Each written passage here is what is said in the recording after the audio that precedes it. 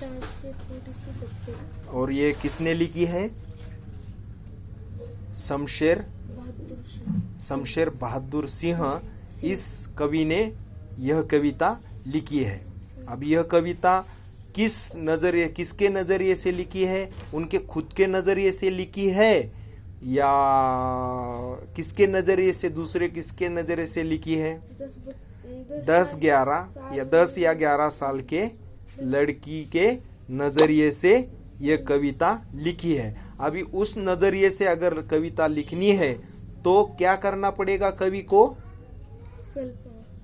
कल्पना, यानी कल्पना करना। क्या कल्पना करनी पड़ेगी? क्या इमेजिनेशन करना पड़ेगा? कि कवि को 10-11 लड़की के भीतर जाना पड़ेगा और समझना पड़ेगा कि 10-11 साल की लड़की अगर चांद को देखेगी तो क्या कहेगी। हाँ, तो वो 10-11 साल की यानी कि चौथी क्लास को या ग्रेड को, 5वीं या चौथी ग्रेड को वो लड़की होगी। और उस लड़की के मन में, दिल में या हृदय में क्या है, यह उसके भीतर जाकर ही हम पता कर सकते हैं और हमें पता चलेगा जब हम उसके भीतर चले जाएंगे। अभी ये कविता भी हमको कैसी सुननी है? जैसे कि अगर वो लड़की 10-11 साल की है तो हमें भी 10-11 साल का होकर वो देखना है कि क्या हम 10-11 साल के थे तब ऐसे विचार करते थे, क्या हमारी भावनाएं ऐसी थी। और यह इस नजरिए से यह कविता कह रहे हैं। तो क्या कह रहे हैं? क्या कह रहे हैं?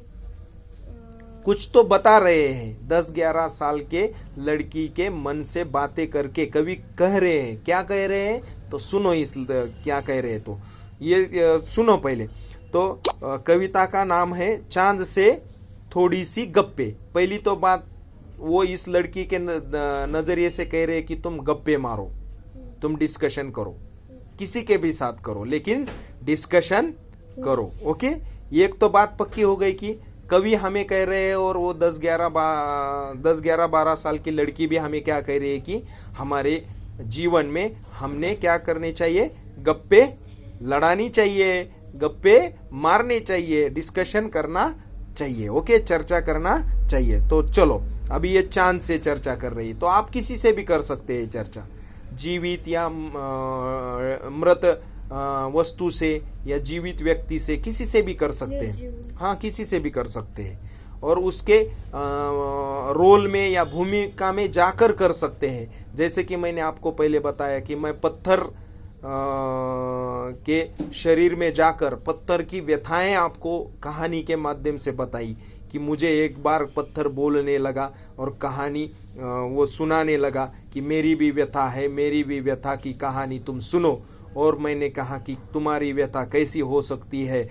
तुम तो बाहर से बहुत अच्छे दिखते हो, फिर भीतर से तुम्हारी व्यथा कैसी हो सकती है? लेकिन फिर मेरे मन में आया कि हाँ, भीतर से व्यक्ति अलग हो सकता है, बाहर से कुछ दिख सकता है अलग और भीतर से अलग हो सकता है। नारल तो बाहर से लगता नहीं कि भीतर उसके पांडरा मगज हो, सफेद मगज होगा और उसमें पानी होगा। बाहर से तो सिर्फ उसके क्या लगते हैं? बाल दिखते हैं, तो ऐसे लगता नहीं। लेकिन वैसे ही पत्थर कहने लगा कि मेरे भीतर की व्यथाएं अलग है, मैं बताऊं तो आप अगर सुन सकते हो। तो मैंने कहा कि मैं सुनूंगा और उसने सभी व्यथाएं अपनी बताई और मुझे क्या चाहिए और मुझे क्या नहीं चाहिए वो सब बताया और मैंने सुना और उसको आश्वासन दिया कि मैं जब मुझे समय मिलेगा तब मैं आपको ये चीजें देता रहूंगा और आज तक मैं देता रहा हूँ। वहां पर एक कहानी खत्म होती है। ये कहानी ऐसे, इससे क्या सीख मिलती है कि हमें दूसरों को जानना चाहिए और उनसे बातें करनी चाहिए। इस कविता से भी क्या सीख मिलती है कि हमने बातें करनी चाहिए, जानना चाहिए दूसरों को, हाँ, और उनसे बातें करनी चाहिए। तो ठीक है, चलो अब ये 11 साल की लड़की चांद से बात कर रही है। देखो कैसे बात कर रही है। गोल है खूब मगर आप तिरछे नजर आते हैं जरा, आप पहने हुए हैं कुल आकाश तारो जड़ा, सिर्फ मुंह खोले हुए हैं अपना गोरा चिट्टा गोल मटोल। सिर्फ मुंह खोले हुए हैं अपना गोरा चिट्टा गोल मटोल। खूल है खूब मगर आप तिरछे नजर आते हैं जरा। गोल है खूब मगर आप तिरछे नजर आते हैं जरा। अपनी पोशाक को फैलाए हुए चारों सीमत। अपनी पोशाक को फैलाए हुए चारों सीमत। आप कुछ तिरछे नजर आते हैं जाने कैसे खूब है गो की। आप कुछ तिरछे नजर आते हैं जाने कैसे खूब है गो की। वाह जी वाह हमको बुद्धू ही नीरा समझा है। हम समझते ही नहीं जैसे कि आपको बीमारी है। हम समझते ही नहीं जैसे कि आपको बीमारी है। आप घटते हैं तो घटते ही चले जाते हैं और बढ़ते हैं तो बस यानी कि बढ़ते ही चले जाते हैं। दम नहीं लेते जब तक बिल्कुल ही गोल ना हो जाए।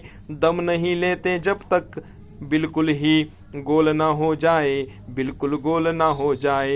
यह मर्ज आपका अच्छा ही नहीं होने में आता है। यह मर्ज आपका अच्छा ही नहीं होने में आता है। गोल है खूब मगर आप तिरछे नजर आते हैं जरा। गोल है मगर आप तिरछे नजर आते हैं जरा। धन्यवाद।